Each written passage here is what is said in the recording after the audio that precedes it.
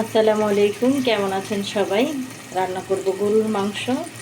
এখানে আমি মাংসটা ধুয়ে পানিটা ঝরিয়ে তুলে নিয়ে পেঁয়াজ আর কাঁচামরিচ দিয়ে রেখেছি। অপর চুলায় আমি মশলাটা ভালো করে কষিয়ে নিলাম। এখন আমি মাংসটা যে তুলে রেখেছিলাম সেটা দিয়ে ভালো করে নেড়ে চেড়ে মিক্সড করে নিয়েছি। একদম দেখেন মশলাটা এমনভাবে নেড়ে চেড়ে দিয়েছে, একদম সবগুলো মাংসের গায়ে গায়ে লেগে গেছে। খুব ভালো করে মিক্সড করে এটাকে আমি ঢাকা দিয়ে রান্না করব। অপর চুলায় আমি আলু ভেজে নিছি। আমি মাংসতে কিছু আলু দিব।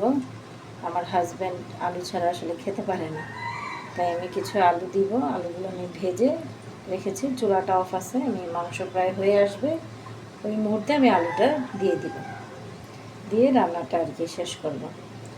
যাই হোক, আপনাদের সাথে শেয়ার করলাম। আজকে শুক্রবার, আমরা রান্নাবান্না শেষ করে নামাজে চলে যাব। বেশি বেশি দুরূদ শরীফ পড়ব। আর মৌতের কথা আসলে বলা যায় না, রিজিকের মালিক আল্লাহ। আমরা সবাই বেশি বেশি ইবাদত বন্দিগি করব। সবাই দোয়া করবেন, ভালো থাকবেন, সুস্থ থাকবেন। আল্লাহ হাফেজ।